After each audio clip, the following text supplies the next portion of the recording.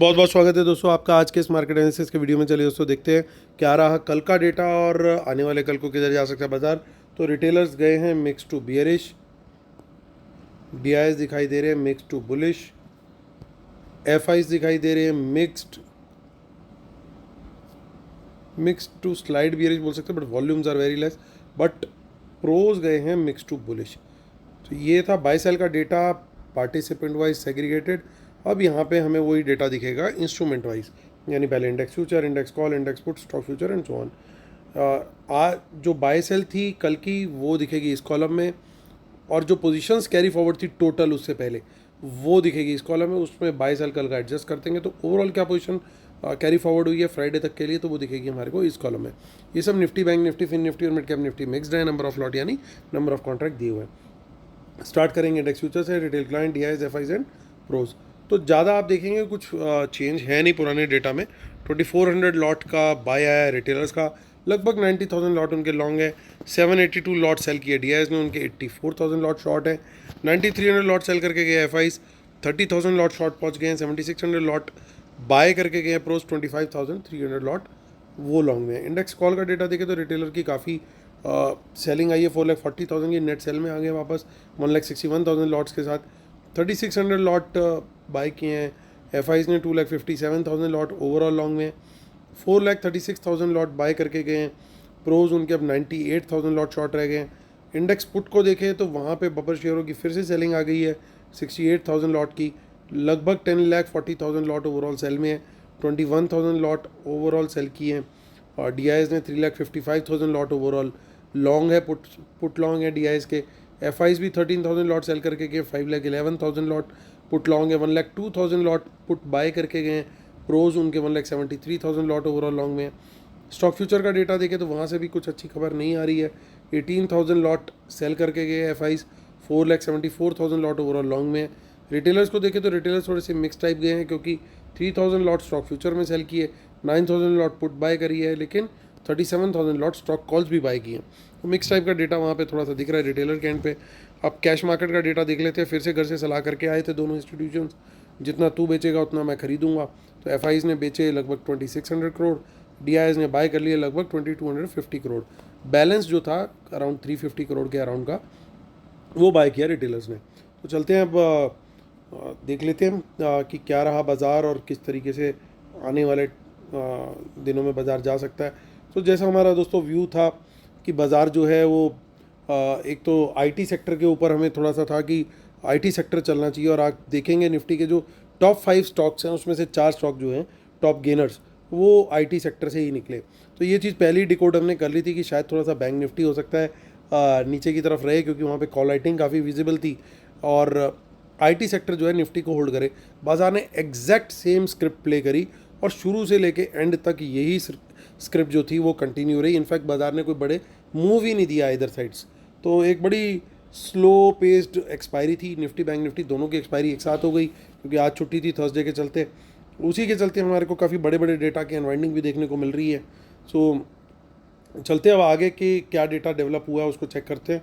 तो काफ़ी सारी कॉल्स दिखाई दे रही हैं इन द मनी में हमारे को निफ्टी के अंदर। सो बड़ा क्लियर है कि 24,150 एक बड़ा क्रूशियल लेवल है। इसके ऊपर निकले बुलिश कैंडल एक बने, उसका हाई ब्रेक हो तो सर्टेनली तेज़ी का ट्रेड ले सकते हैं। सेम कैंडल अगर 24,200 के ऊपर भी बनती है तो और बढ़िया डेटा बनता हुआ वहाँ पे दिखाई देगा। वहाँ पे एक अच्छी हमारे को तेज़ी देखने को मिल सकती है। हालांकि डेटा के अंदर अभी मिक्स एलिमेंट्स आज के दिखाई दिए हैं, लेकिन आगे जो है हमारे को रेजिस्टेंसेस अभी फ्रेश ऑप्शन चेन के अंदर नहीं देखने को मिल रही। उसका कारण क्या है, उसका कारण मैं आपको बताने के लिए वापस शीट पे लेकर के चलता हूँ, क्योंकि आप देखेंगे यहाँ पे रिटेलर की कितनी बड़ी कॉल्स के अंदर अनवाइंडिंग हुई है। लॉन्ग्स उनके बहुत अनवाइंड हुए, हालांकि शॉर्ट्स भी उनके अनवाइंड हुए हैं, पुट्स के अंदर भी सेम सिनेरियो। लेकिन ये नंबर रियलाइज़ कीजिए, लगभग 57 लैक्स, तो ये बहुत बड़ा नंबर है। यानी इतनी पोजीशन अब निकल चुकी, तो बिल्कुल एकदम लाइट है इस समय मार्केट। यानी कोई अगर अपमूव आए, थोड़ा सा भी स्मार्ट मनी यहाँ पे दम लगाएगा तो बाजार ऊपर की तरफ खिंच जाएगा। अगर डीआईएस भी कोशिश करेंगे तो आई डोंट थिंक कि इतनी बड़ी कोई क्रूशियल वहाँ पे इशू आने वाला। हाँ ये ज़रूर है, हिंडनबर्ग का जो अभी हवा है वो अभी भी मंडरा रहा है। हिंडनबर्ग साहब बार बार आते हैं, कुछ ना कुछ एक थोड़ा सा हिट एंड रन के अप्रोच पे वो चल रहे हैं।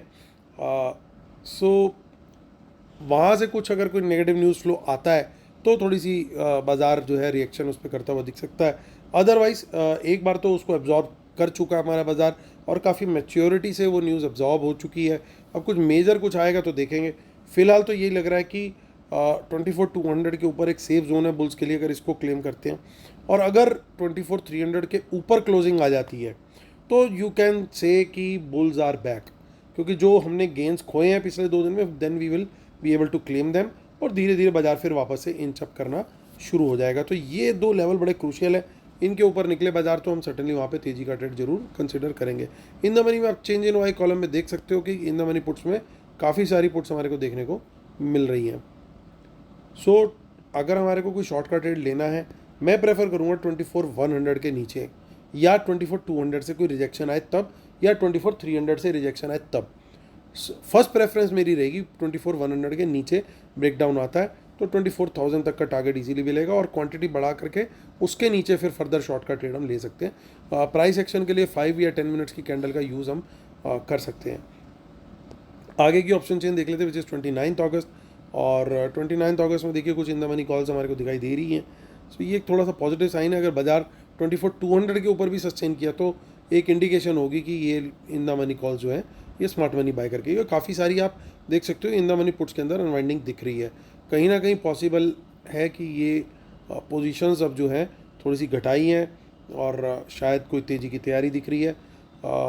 उसकी पॉसिबिलिटी एक अच्छी यहाँ पे हो सकती है। और हमारा जो व्यू है आगे की ऑप्शन चेन देखने के बाद वो सेम है जो करंट ऑप्शन चेन देख करके था।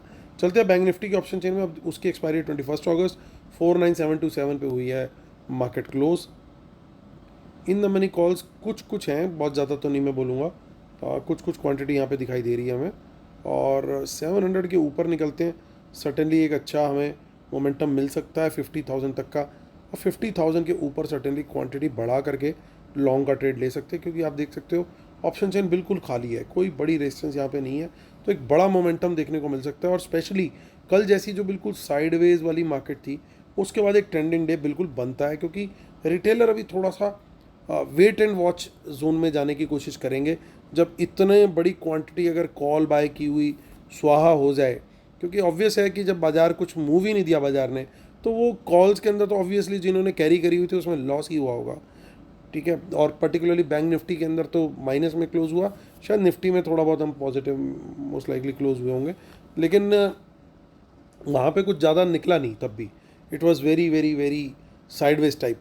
तो ऐसे में क्या होता है, दोबारा नई पोजीशन में हाथ डालने में 4 बार लोग सोचते हैं कि भाई हम ट्रेड लें कि ना लें। और उसी चीज़ का फ़ायदा उठाती है स्मार्ट मनी कि अभी रिटेलर थोड़ा साइडवेज है तो चलो यहाँ पे हम अपना रनवे चला देते हैं। तो काफ़ी सारी यहाँ पे इन द मनी पुट्स भी दिखाई दे रही हैं। और तो हमें 49,700 के नीचे, क्योंकि यहाँ पे ठीक ठाक ओपन इंटरेस्ट दिख रहे हैं as compare to other strike prices, तो यहाँ पे लेवल 1 क्वांटिटी हम शॉर्ट की ऐड कर सकते हैं। इसके नीचे नेगेटिव प्राइस एक्शन में टारगेट 49,500 और क्वांटिटी बढ़ेगी 49,500 के नीचे, फिर वहाँ पे गेम ओपन हो जाएगा 49,000 तक के लिए।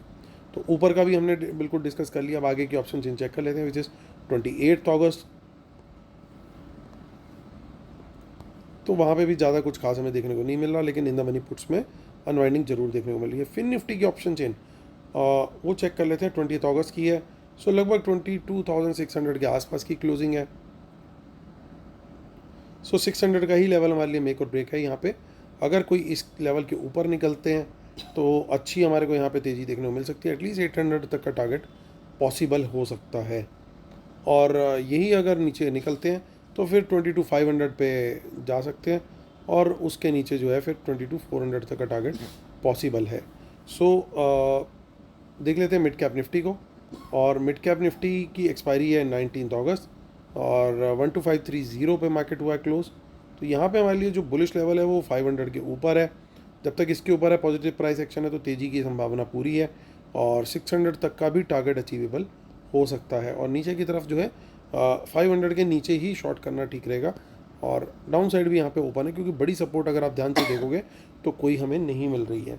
सो ये दोस्तों हमारा जो व्यू है सारे इंडाइसेस को लेकर के।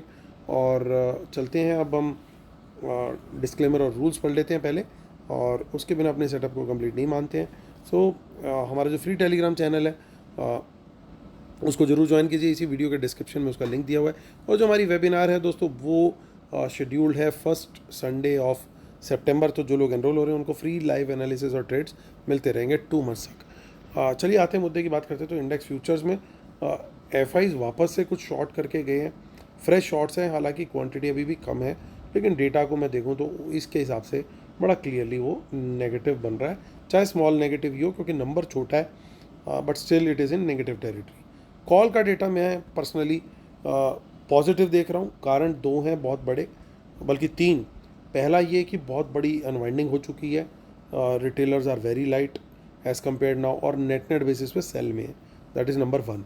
Number 2, F Is are still in positive, तो अभी भी क्वांटिटी उनके पास है। तीसरा, प्रोज की जो राइटिंग थी वो लगभग ख़त्म होने के आसपास आ गई है, 5,35,000 लॉट शॉर्ट से सिर्फ 98,000 रह गए, तो ये एक डेटा हमारे लिए डिसेंटली पॉजिटिव है। इंडेक्स पुट का डेटा देखें तो यहाँ पे नेगेटिविटी काफ़ी है। क्यों? क्योंकि रिटेलर की हमारी अच्छी खासी नेकेड पुट सेलिंग की पोजीशन है। देन एफ आईज बड़ी क्वांटिटी अभी भी होल्ड करके बैठे हैं, प्रोज फ्रेश बाय करके गए हैं। हालांकि इनका जो फ्रेश बाय है वो basically based on close short निकल करके आ रहा है, यानी उनकी जो शॉर्ट हो रखी थी पोजीशन, चाहे निफ्टी बैंक निफ्टी की थी, वो उन्होंने कवर करी, उसके चलते है। लेकिन ओवरऑल डेटा सेट को देखें ये नेगेटिव बनता हुआ दिखाई दे रहा है। और जो हमारा स्टॉक फ्यूचर का डेटा है वहाँ पे भी शॉर्ट्स ऐड हो रहे हैं, तो ये डेटा के अंदर भी थोड़ा सा न्यूट्रल तो एटलीस्ट हम इसे काउंट करेंगे, लेकिन कुछ सेक्टर जरूर पिटते हुए देखने चाहिए, ऐसा लग रहा है। तो ऐसे में जब जहाँ थोड़ा सा मिक्स टू नेगेटिव टाइप का डेटा बन रहा हो, और बाज़ार जो है वो वर्ल्ड मार्केट जो है वो थोड़ी तेज़ी दिखा रहे हैं। अभी हम जब वीडियो बना रहा हूँ मैं, तो around 300 point each Dow Jones और नैस्डैक प्लस हैं। तो ऐसे में अगेंस्ट द डेटा थोड़ा सा वर्ल्ड मार्केट जा रहा है। तो ये लोग क्या करते हैं, हमने पिछले कुछ दिनों में भी देखा, जब भी डेटा थोड़ा नेगेटिव आया तो बाज़ार ने बड़ा गैप अप नहीं लिया, तो गैप अप जबकि बनता था, और जो खुला भी बाजार तो खुलते साथ ही थोड़ी देर में माइनस भी आया, जैसा पिछले 1-2 दिन में भी देखने को मिला। तो उस चीज़ की पॉसिबिलिटी को हम रूल आउट नहीं कर सकते हैं। ये ज़रूर है, ये एक बार पोजीशन अपनी एडजस्ट करके हो सकता है ऊपर की तरफ ले जाएं, उस चीज़ की पॉसिबिलिटी बनती है।